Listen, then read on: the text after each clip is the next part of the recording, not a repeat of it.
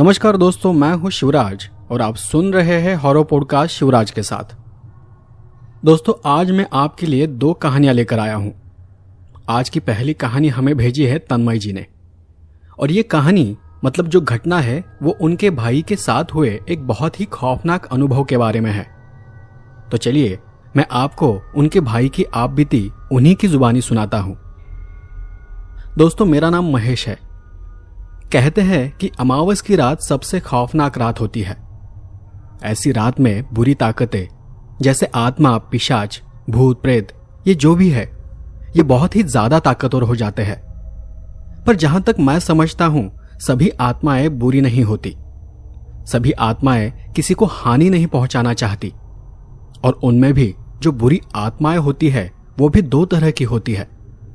मतलब एक वो जो आपको सीधे सीधे हानि पहुंचाती है, और दूसरी वो जो आपको हानि पहुंचाना तो चाहती है पर शायद उनमें इतनी ताकत नहीं होती कि वो आपको हानि पहुंचा सके या फिर आपका नुकसान कर सके। तो ऐसी आत्माएं अक्सर कोई छलावा या भ्रम पैदा करती है, आपको डराती है। जैसे कोई बिल्ली किसी चूहे के साथ खेलती है, उस तरह से ये इंसानों के साथ खेलती है। और अगर आप कमजोर हुए तो फिर इस खेल में आपकी जान चली जाती है। पर अगर आप समझदार हुए, जानकार हुए, या फिर अगर आपकी किस्मत अच्छी हुई तो आप उनके चंगुल से बच जाते हैं। शायद उस रात मेरी किस्मत अच्छी थी। उन दिनों मैं बोर्डिंग स्कूल में पढ़ा करता था। साल 1993, मैं 9वीं कक्षा में पढ़ रहा था। उस बीच किसी त्योहार के कारण हमारे स्कूल की छुट्टियां शुरू हो गई थी। मैं उसी दोपहर स्कूल से घर के लिए रवाना हो गया। मेरे पास कुछ ज्यादा सामान नहीं था। एक कपड़े का थैला था और उसमें बस एक जोड़ी कपड़े थे। एक सरकारी बस से 3 घंटे का सफर कर मैं अपने गांव के रास्ते पर उतर गया। जब मैं बस में था तभी सूरज डूबना शुरू हो गया था, और जब मैं बस से उतरा था तब अंधेरा पड़ चुका था। वक्त का मुझे पता नहीं था, क्योंकि उन दिनों मेरे पास कोई घड़ी नहीं थी। लेकिन एक बात थी जिससे हमें वक्त का अंदाजा लग जाता था। गांव इलाकों में 7 बजे से पहले ही सभी दुकानें वगैरह बंद हो जाती थी। तो जैसे ही मैं उतरा, मैं इतना तो समझ गया था कि वक्त 7 के आगे निकल चुका है। उतरते ही मैं सीधे अपने गांव की तरफ चल पड़ा। उस जगह से मेरा गांव करीबन 2 मील दूर था। मतलब मुझे 2 मील तक चलकर जाना था। अब अजीब बात यह थी कि आसमान में चांद कहीं दिखाई नहीं दे रहा था। मेरे आसपास बहुत घना अंधेरा था। रास्ता भी ठीक से मुझे नजर नहीं आ रहा था। उस घने अंधेरे में दूर घरों से दिखाई दे रही रोशनी में मैं रास्ते को टटोलते हुए बस आगे आगे बढ़ रहा था। कुछ 20-25 मिनट बाद अचानक से मुझे मेरे सामने रास्ते पर कोई नजर आने लगा। वो मुझसे तब काफी दूर था, पर मैं उन्हें देख पा रहा था। थोड़ा और आगे जाने पर मैंने देखा कि वो 2 लड़कियां थी जो कि रास्ते के बीचों बीच खड़ी थी। देखने से उनकी उम्र मेरी जितनी ही लग रही थी। मैं बिना कोई आवाज किए चुपचाप उनके पास से गुजरने लगा कि तभी उन्होंने मुझे आवाज दी और कहा, आगे मत जाओ, आगे खतरा है, यहां से वापस चले जाओ। पहले तो मुझे उनकी बात अजीब लगा कि इतनी रात को ऐसे घने अंधेरे में, और वो भी रास्ते के बीचों बीच, कौन लड़कियां खड़ी रहती है। फिर भी मैं अपनी जगह पर रुक गया। मुझे लगा कि वो लड़कियां शायद गुम हो गई होगी या फिर रास्ता भटक गई होंगी। मैंने उनके पास जाकर पूछा, कौन हो आप और किस गांव से हो? उन्होंने फिर वही कहा, आगे मत जाओ, यहां से वापस चले जाओ। मैंने कहा, नहीं, मुझे जाना पड़ेगा। मेरा गांव बस थोड़ी ही दूर है और मैं रास्ता जानता हूं। वो दोनों जुड़वा थी, बिल्कुल एक जैसी। मैंने उन्हें गौर से देखते हुए पूछा, क्या तुम्हें अपने घर नहीं जाना? कहीं तुम रास्ता तो नहीं भटक गई? उन्होंने फिर भी मेरी बात का कोई जवाब नहीं दिया और अपनी वही बात दोहराई, यहां से वापस चले जाओ। इस बार मुझे और भी अजीब लगा। वहां आसपास से कहीं से मांस जलने की बदबू आ रही थी। अब की बार मैं उनकी बात की तरफ ध्यान दिए बिना तेजी से आगे चलने लगा। कुछ कदम आगे जाने के बाद मेरा पीछे देखने का मन हुआ।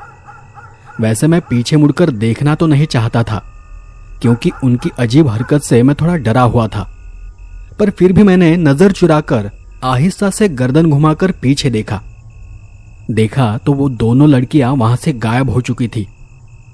वो देखकर मेरा दिल जोर जोर से धड़कने लगा और मैं और तेज चलने लगा। फिर चलते चलते अचानक मुझे रास्ते में मेरे ही आगे 3 औरतें चलती हुई दिखाई दी। वो तीनों औरतें भी पूरे रास्ते को घेर कर चल रही थी। तीनों सफेद साड़ी पहनी हुई थी और पल्लू से उनका सर ढका हुआ था। उनको देख मेरा स्पीड अपने आप कम हो गया। सोचा कि अब ये क्या बला है।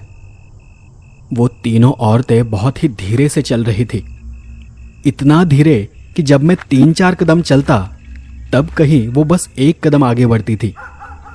मैं उनसे थोड़ी अंतर पर उनके ही गति से चलने लगा, लेकिन तब भी मैं बार बार मुड़कर पीछे देख रहा था, क्योंकि अब मुझे थोड़ा डर लगने लगा था।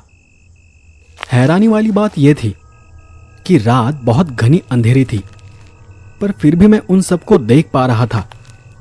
आखिरकार मुझसे रहा नहीं गया। मैं मन ही मन में बहुत डर गया था। पीछे 2 लड़कियां थी और आगे ये 3 औरतें। वो कौन थी वो तक मुझे पता नहीं था।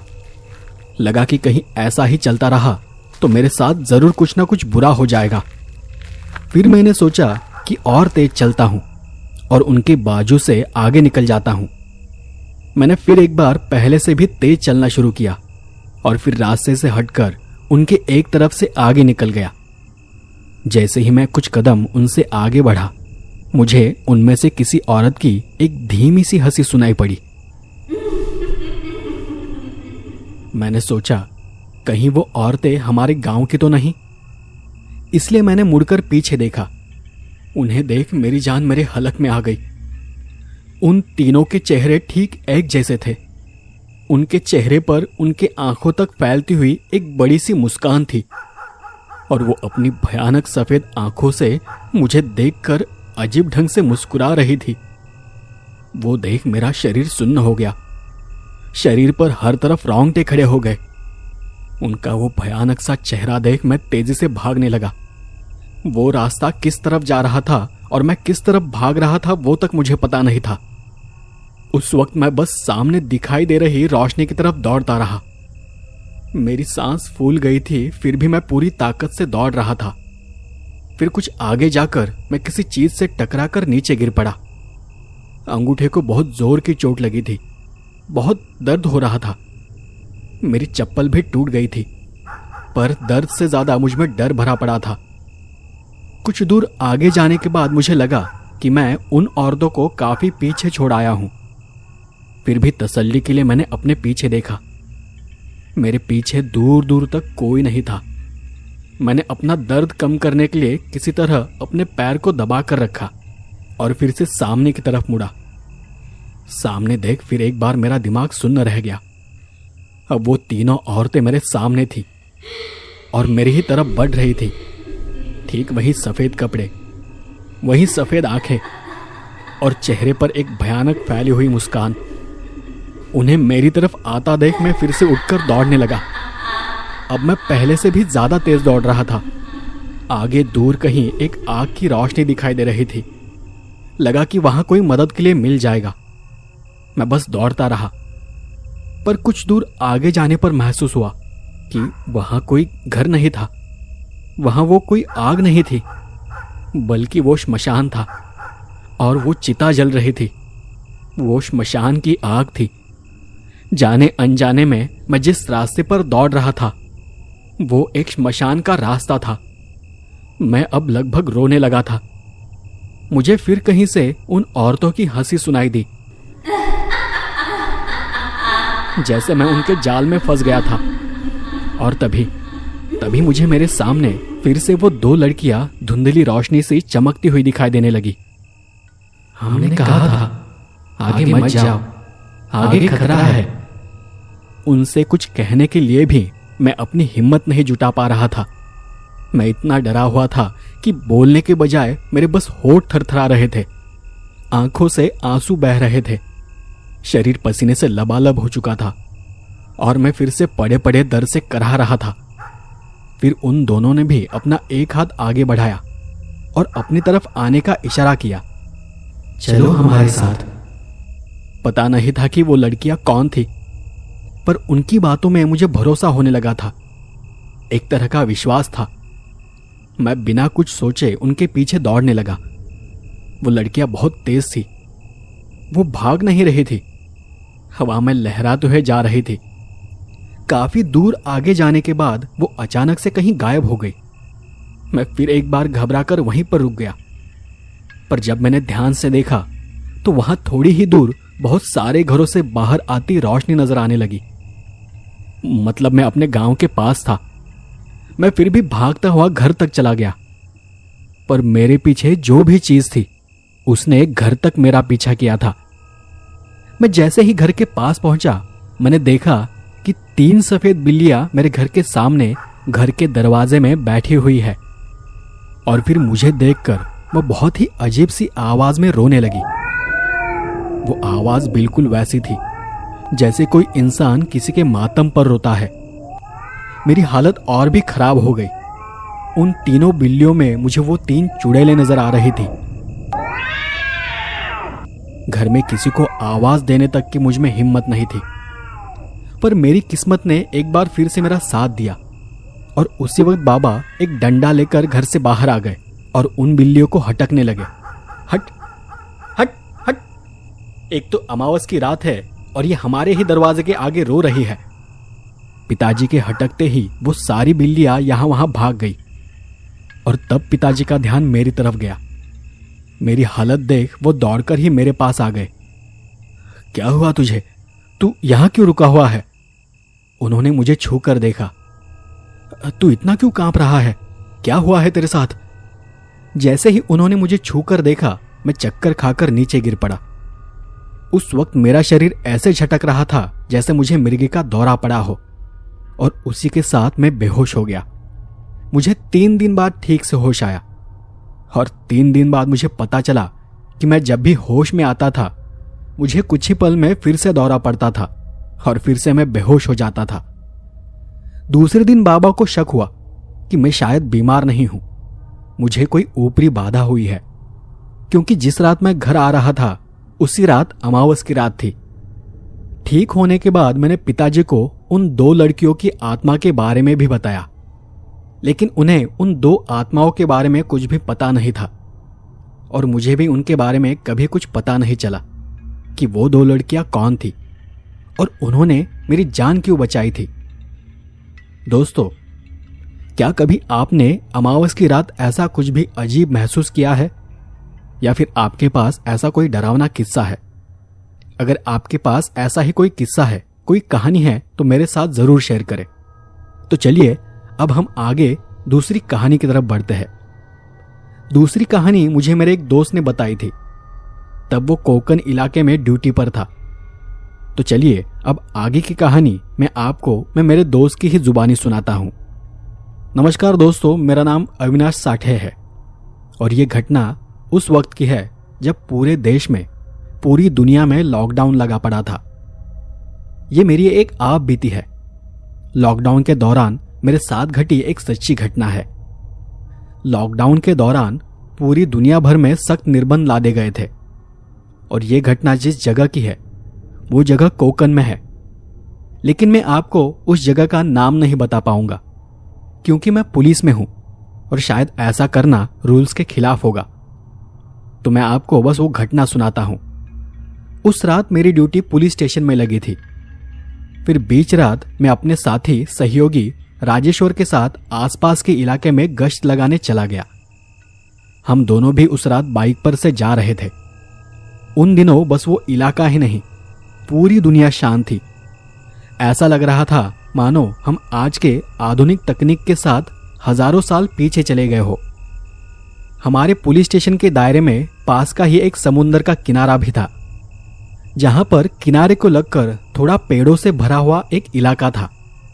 ज्यादा घना तो नहीं था, लेकिन थोड़ा बहुत था, और वहीं थोड़ी दूर कुछ लोगों की बस्ती थी।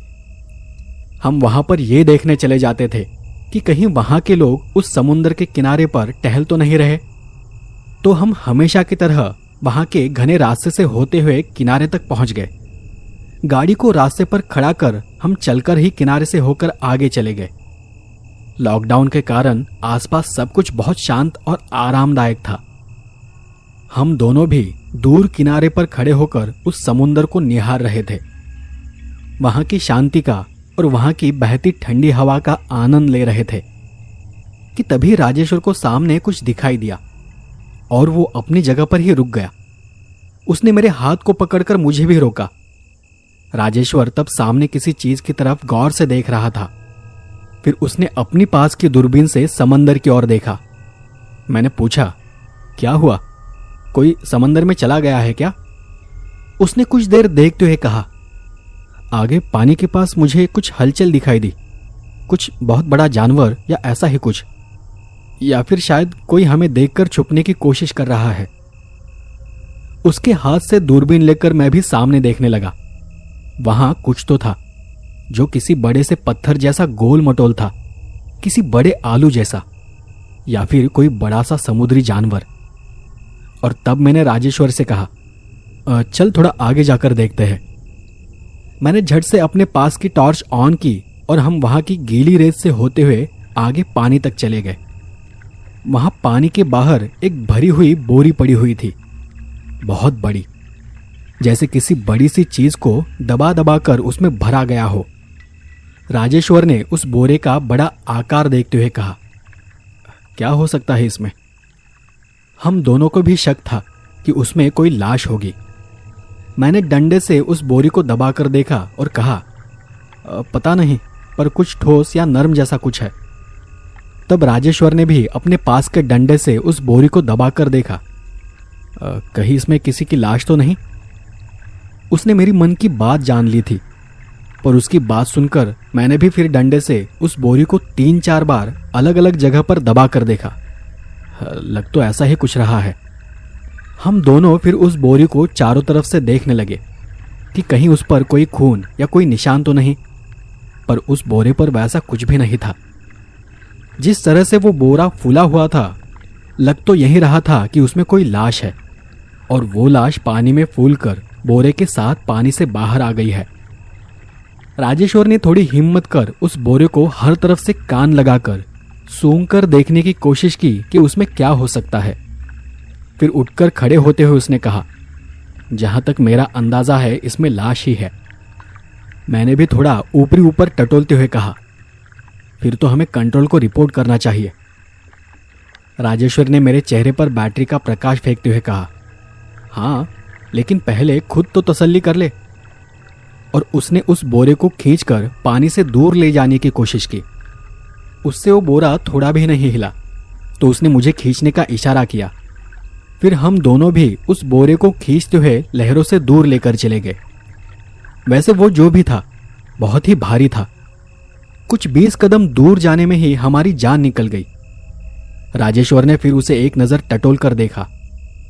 अब तक हमें इतना तो यकीन हो गया था कि उस बोरे में जो कुछ है वो या तो सजीव नहीं है, और अगर सजीव है तो वो जिंदा नहीं है, क्योंकि इतनी देर में उसमें जरा सी भी हलचल नहीं हुई थी। फिर मैंने अपने पास की कटर को राजेश्वर के हाथ में थमा दिया। उसने कटर के सहारे बोरे को ऊपरी ऊपर उधेड़ना शुरू किया। उस दौरान बोरा एकदम से खुल गया और बोरे के अंदर से फूला हुआ आधा शरीर भग से बाहर निकल आया। हम दोनों भी घबराकर पीछे हट गए। एक बहुत ही तेज गंदी बदबू हमारे नाक में चली गई। उस लाश के दोनों हाथ छाती की तरफ थे, आंखें बंद थी, चेहरा और नाक एकदम सीधी थी। लाश का बाकी आधा शरीर बोरे के अंदर ही था। राजेश्वर ने उस लाश के हाथ को हल्के से छू कर देखा, फिर उसकी नाक की तरफ कान लगाकर और छाती की तरफ छूकर कुछ जानने की कोशिश की। उसके शरीर में कोई आवाज, कोई हरकत नहीं थी। थोड़ी बहुत जांच करने के बाद उसने कहा, यह तो कब का मर चुका है। मैंने भी टॉर्च की रोशनी में उसका चेहरा देखते हुए कहा, हम इसे ऐसे ही रहने देते हैं, क्राइम सीन है, कुछ यहां वहां हो गया तो निशान मिट जाएंगे। राजेश्वर बात को समझकर गाड़ी के पास गया और वहां से वायरलेस फोन से उसने कंट्रोल रूम को खबर कर दी हम जिस जगह पर थे वहां हमारे मोबाइल को रेंज नहीं थी। रेंज के लिए हमें वहां से थोड़ा रास्ते की तरफ जाना पड़ता था। फिर भी थोड़ी बहुत रेंज मिलने पर मैंने पुलिस थाने में फ़ोन मिलाया। तब हमें पता चला कि स्टेशन से बाकी सभी लोग आसपास के इलाके में गश्त लगाने चले गए हैं। उस वक्त थाने में बस एक ही हवालदार था। अब उन दिनों लॉकडाउन की वजह से ज़्यादातर पुलिस वाले बाहर ही थे। बहुत से लोग तो इमरजेंसी ड्यूटी पर लगा दिए गए थे और इसलिए वहां जल्दी से किसी के आने की हमें उम्मीद नहीं थी। हम दोनों भी सोचने लगे कि अब आगे क्या करें। हम दोनों ने भी अपने अपने मोबाइल निकालकर उस लाश की और उस लाश के आसपास की कुछ तस्वीरें लेना शुरू किया। फिर करीब करीब आधे घंटे बाद हमें फिर से एक कॉल आ गई। मुझे पुलिस स्टेशन से खबर दी गई कि कुछ 2 घंटे में एक एम्बुलेंस और क्राइम सीन की जांच के लिए अन्य सहायता आ जाएगी। उस खबर से हमें थोड़ी राहत महसूस हुई, इसलिए बाकी सब कुछ छोड़कर राजेश और मैं वहीं पर निगरानी करते बैठ गए। उस वक्त रात का 1 बज रहा था, मतलब अब हमें सुबह के 4 या फिर 5 बजे तक वहीं रुकना था, क्योंकि हमारे यहाँ जब कोई 2 घंटा बताता है तो उसका मतलब 4 से 5 घंटे होता है। हमें बस उनके आने का इंतजार करना था। काफी देर बैठे रहने के बाद हम दोनों को भी नींद आने लगी थी। राजेश्वर बार बार आंखों को मसल रहा था, तो मैंने उससे कहा कि अगर तुझे नींद आ रही है तो तू थोड़ा दूर सूखी रेत में जाकर क्यों नहीं सो जाता, मैं बाद में तुझे जगा दूंगा। मेरे इतना कहते ही उसने अपनी जेब से पेपर निकाला और उसे मुझसे थोड़ी दूर रेत में बिछाते हुए वो उस पर लेट गया। अब मैं अकेला ही वहां उस शांत जगह पर जाग रहा था। मेरे सामने वो बोरा और उसमें से आधी बाहर निकली लाश पड़ी हुई थी। आसपास से झिंगुरों की हल्की हल्की आवाज आ रही थी। वैसे वो जंगल इलाका तो नहीं था, लेकिन वो जगह इतनी सुनसान थी कि वहां के सन्नाटे से कोई भी डर जाए। काफी देर वहां बैठे रहने के कारण आंखों को अंधेरे की आदत पड़ चुकी थी और इसलिए आसपास के अंधेरे में कुछ कुछ नजर आने लगा था। टॉर्च चालू रहने के कारण उसकी रोशनी भी कम हो गई थी। आसमान में चांद कहीं नजर नहीं आ रहा था। वहां बैठे बैठे कुछ आधे घंटे तक निगरानी करने के बाद मेरी भी आंखें झपकनी शुरू हो गई। उस वक्त मैंने देखा कि दूर समंदर के पानी में कुछ चमक रहा था। मैंने बैठे बैठे ही वहां से दूर अंधेरे में देखने की कोशिश की कि तभी उस लाश में किसी तरह की हरकत हुई। मैं थोड़ा चौकन्ना होकर संभल कर बैठ गया। मैंने टॉर्च की कम रोशनी उस तरफ मारते हुए गौर से देखने की कोशिश की। उस लाश की गर्दन हिल रही थी। वो देख मेरे होश उड़ गए। मैं सरकते हुए थोड़ा पीछे जाने लगा और फिर मैं कुछ समझ पाता उससे पहले ही वो लाश बोरे से बाहर निकलकर खड़ी हो गई। वो देख मैं काफी घबरा गया और मैं घबरा कर अपने साथियों को आवाज देने लगा, राजेश्वर, राजेश्वर। वो लाश कुछ पल के लिए ऐसे ही खड़ी रही और फिर अपनी जगह से वो आगे जाते हुए लहरों से होकर पानी के अंदर जाने लगी। वो सब देखकर मैं बहुत शॉक हो गया था। डर के मारे मैं वहां की रेत को उठाकर अपने साथी को फेंककर मार रहा था। तब राजेश्वर हड़बड़ाकर उठ गया और मेरे पास आ गया। मेरे कंधे को पकड़ते हुए उसने मुझसे पूछा, क्या हुआ, तू चिल्ला क्यों रहा है? मैंने उसे समंदर में जाती उस लाश की तरफ इशारा किया। उसने सबसे पहले तो बोरे को देखा। बोरा खाली पड़ा था और फिर उसने सामने देखा। सामने वो लाश समंदर की लहरों के बीच से पानी के अंदर जा रही थी। उसने वहां से दौड़ते हुए उस लाश को आवाज देते हुए उसे रोकने की कोशिश की, लेकिन उस लाश को हमारी आवाज से कोई भी फर्क नहीं पड़ रहा था। हम दोनों दौड़कर वहां तक जाते तब तक वो लाश चलते हुए पानी के काफी अंदर तक चली गई थी। वो पूरी तरह से डूब चुकी थी और हम दोनों लहरों से दूर खड़े होकर बस वो देखते रह गए। कुछ 1 मिनट में वहां से सब कुछ गायब हो गया। अभी कुछ देर पहले जो लाश हमारे सामने पड़ी थी, वो लाश हमारे आंखों के सामने से चलते हुए समंदर के पानी के अंदर चली गई थी। हम वो सब देख ही रहे थे कि तभी पीछे से 2 गाड़ियां हमारी तरफ आ गई। उसमें से एक एम्बुलेंस थी तो दूसरी गाड़ी में हमारे साथ वाले पुलिस के लोग आ रहे थे। उनके वहां आने पर राजेश्वर और मैंने, हम दोनों ने वहां जो भी देखा था वो उन्हें सब बताया। पर वहां पर कुछ न पाकर वो सब हमें चिढ़ाने लगे। हमने उन्हें कहा कि वो लाश एक बोरे में थी, लेकिन सच तो ये था कि वहां से वो बोरा भी गायब हो चुका था। फिर हमें याद आया कि हमने उस लाश की कुछ तस्वीरें ली थी, लेकिन सबसे ज्यादा चौंका देने वाली बात यह थी कि हमारे मोबाइल में लाश की एक भी तस्वीर नहीं थी। सारी तस्वीरों में बस रेत ही रेत थी। उस वक्त हम दोनों का भी बहुत मजाक उड़ाया गया। वैसे उस बात पर कोई जांच नहीं हुई, क्योंकि जांच करने के लिए वहां कुछ भी नहीं था, और नहीं अगले कुछ दिनों में किसी के गुम हो जाने की कोई कंप्लेंट हुई थी, तो इसलिए उस चीज को ढूंढना भी बेकार था। तब कुछ दिनों बाद हमारे एक साथी ने मुझे बताया कि जिस रात हम वहां गश्त लगा रहे थे वो अमावस की रात थी, और अमावस की रात ऐसा कोई बुरा अनुभव होना कोई अजीब बात नहीं है। हमारे पास कोई सबूत नहीं था, कोई चीज नहीं थी कि जिससे हम साबित कर सके कि हमने एक जिंदा लाश को देखा था, और वो लाश हमारे आंखों के सामने से चलती हुई पानी में गायब हो गई थी। तो दोस्तों, आज का एपिसोड यहीं पर खत्म होता है। आपको ये दोनों कहानियां कैसी लगी मुझे कमेंट कर जरूर बताएं। तो चलिए अब मिलते हैं अगले एपिसोड में किसी नई कहानी के साथ। धन्यवाद।